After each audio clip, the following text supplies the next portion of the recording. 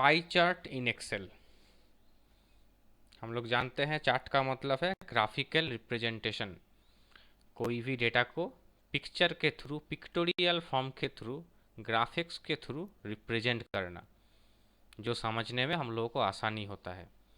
क्योंकि huge data जहाँ पर होता है वो पढ़ के जितना जल्दी हम लोग समझते हैं उससे कोई गुना फास्ट हम समझेंगे अगर उसका पिक्चर स्क्रीन में देखेंगे तो। कोई भी डेटा का, अब डेटा कुछ भी हो सकता है, हम लोगों को देखना है उसको हम चार्ट में कन्वर्ट कैसे करेंगे।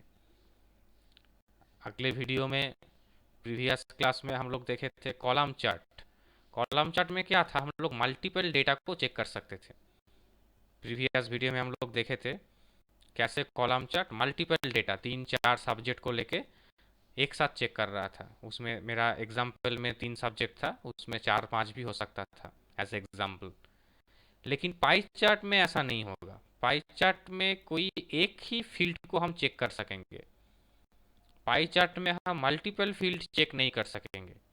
पाई चार्ट पर्टिकुलर कोई एक फील्ड को चेक करेगा। मल्टीपल फील्ड अगर चेक करना है तो उसके लिए हम लोगों को कॉलम चार्ट या बार चार्ट का यूज करना पड़ेगा। पाई चार्ट के थ्रू हम कोई सिंगल फील्ड चेक कर सकते हैं। चलिए देखते हैं कैसे। तो मेरा एक्सेल का जो सीट है वही सीट बना हुआ है जिसके थ्रू हम लोग कॉलम चार्ट बनाए थे। कॉलम चार्ट के समय हम तीनों फील्ड को चेक किए थे, इंग्लिश, मैथ, कंप्यूटर। इस बार सिर्फ टोटल को चेक करेंगे, सिर्फ टोटल। तो कैसे करेंगे, नेम को सिलेक्ट करेंगे और टोटल को सिलेक्ट करेंगे। नेम एंड टोटल, नहीं तो सिर्फ टोटल को सिलेक्ट कीजिए तो भी हो जाएगा, नेम को बाद में ऐड कर देंगे। एक सब्जेक्ट्स के ऊपर होगा काम। टोटल को छोड़ के किसी सब्जेक्ट्स के ऊपर भी कर सकते हैं। हम इंग्लिश के ऊपर भी चार्ट निकाल सकते हैं, कोई प्रॉब्लम नहीं है। तो इंग्लिश को सिलेक्ट करना पड़ेगा उस वक्त, लेकिन फील्ड एक होगा। हम more than one field pie chart में यूज़ नहीं कर सकते हैं, इसको याद रखना पड़ेगा। तो हम मान लीजिए इंग्लिश से शुरू करते हैं। इंग्लिश को सिलेक्ट कर लिए। उसके बाद हम पाई चार्ट, जो इंसर्ट टैब में जो चार्ट ब्लॉक है उससे पाई चार्ट मिलेगा आपको ऑप्शंस। पाई चार्ट का भी बहुत सारा ऑप्शंस है, कर करके देखना पड़ेगा। हम पहला वाला ऑप्शंस लेते हैं, ये सिर्फ डेकोरेटेड ऑप्शन है, किसी को भी यूज़ कर सकते हैं, कोई प्रॉब्लम नहीं है।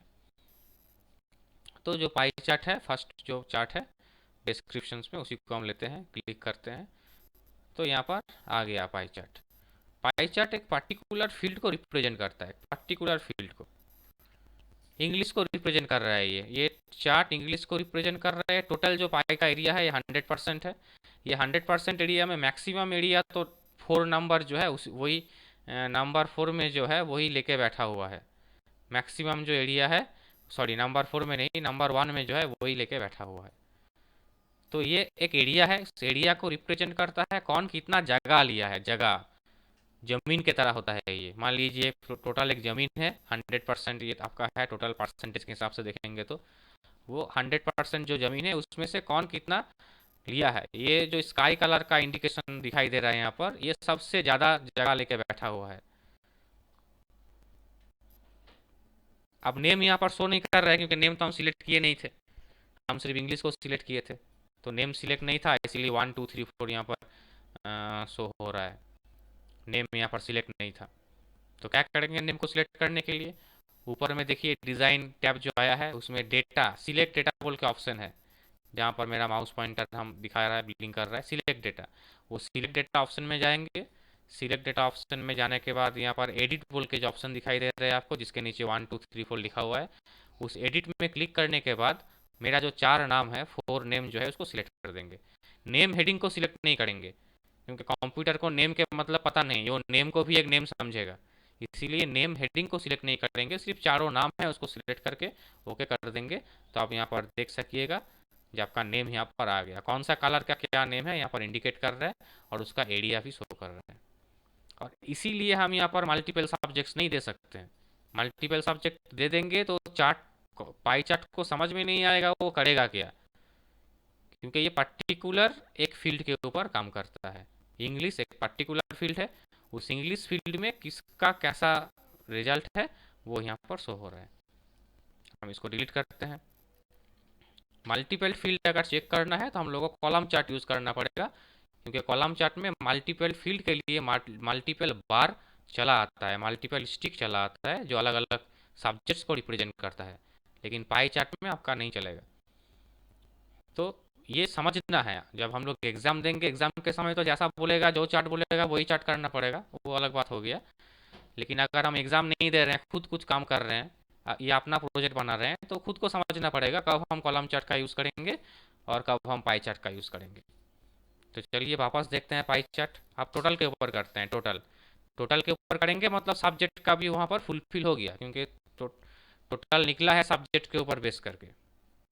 टोटल को सिलेक्ट किए, इंसर्ट टैब में चले गए, चार्ट का जो ब्लॉक है वहाँ से हम पाई चार्ट का यूज़ कर रहे हैं। पाई चार्ट सिलेक्ट करके पाई चार्ट का जो ऑप्शन है पहला वाला ऑप्शन को एक्टिवेट कर लेते हैं। तो सेम प्रॉब्लम आया यहाँ पर, नेम नहीं आ रहा है, 1 2 3 4 करके आ रहा है। हम ऑप्शंस कहाँ पर जाएंगे, सिलेक्ट डेटा, डिज़ाइन टैब तो ऑटोमेटिक आ जाएगा, वहाँ से सिलेक्ट डेटा जो ऑप्शंस है सिलेक्ट डेटा ऑप्शन में हम क्लिक करेंगे। एडिट बोल के जो ऑप्शंस है एडिट ऑप्शन में जाएंगे और 4 नेम्स है यहाँ पर मेरा, ये चारों नाम को सिलेक्ट करके ओके कर देंगे तो मेरा नेम यहाँ पर आ गया। और यहाँ पर जो शो हो रहा है वो है मार्क्स, यहाँ पर जो शो रहा है वो है मार्क्स। हम इसको भी स्विच कर सकते हैं, हम लोग कॉलम चार्ट में सीखे थे स्विच करना, हम इसको भी स्विच कर सकते हैं। सेम लोकेशन में है कॉलम चार्ट में जहाँ से किए थे, यहाँ पर भी वही लोकेशन में स्विच रो एंड कॉलम लिखा हुआ है, स्विच करने से आ जाएगा। लेकिन यहाँ पर नहीं होगा, टोटली ब्लैंक हो गया, ब्लू कलर का हो गया, क्योंकि वहाँ पर क्या था, मल्टीपल सब्जेक्ट्स था इसीलिए स्विच हो रहा था। यहाँ पर भी स्विच हो रहा है लेकिन सब्जेक्ट तो कुछ है नहीं, एक ही तो है। अब जहाँ पर मार्क्स दिखा रहा है वहाँ पर तो नेम नहीं दिखा सकता ना, नेम का तो अप डाउन नहीं होता है, नेम का तो एरिया नहीं होता है, राजा बड़ा है या गोजा बड़ा है इसका तो प्रेजेंटेशन एक्सेल कैसे करेगा। इसका तो लेस देन ग्रेटर देन का सिस्टम नहीं है, कोई मैथमेटिकल एक्सप्रेशन नहीं होगा इसका। जब इसमें सब्जेक्ट आ गया तब वो कैलकुलेट कर सकते हैं, हाँ ये ज़्यादा है चलो, ये कम है ये सबसे ज़्यादा है, कर सकता है। लेकिन नेम के ऊपर कैसे करेगा, इसीलिए शो नहीं कर रहा है, हो तो रहा है उसको तो समझ में नहीं आएगा, वो तो जैसा हम बोलेंगे वैसा करेगा, हम जैसे इंस्ट्रक्शन देंगे वैसे बनेगा। अब इसका भी चार्ट लेआउट है, बगल में जो हम कॉलम चार्ट में भी दिखाए थे, एक एक करके आपको करना है। जैसे कि यहाँ पर क्या हुआ, इसमें क्लिक कर, पहला वाला जो ऑप्शन है इसमें क्लिक करने से क्या हुआ, उस एरिया में उसका नाम एंड परसेंटेज भी आ गया, नेम भी आ गया परसेंटेज भी आ गया, साइड से नेम गायब हो गया। तो ये और भी आसान होगा हम लोगों को समझने के लिए, मुझे लगता है ये हम यूज़ कर सकते हैं, नहीं भी यूज़ कर सकते हैं, मेरा मर्जी आपका मर्जी। और यहाँ पर जो परसेंटेज दिखाई दे रहा है ये एवरेज नहीं है, हम लोग जो एवरेज निकालते हैं वो एवरेज ये वाला नहीं है, ये मत सोचिएगा जी एवरेज निकल गया, ये परसेंटेज है। टोटल एरिया है आपका 100%, वो टोटल 100% एरिया में कौन कितना जगह लिया है।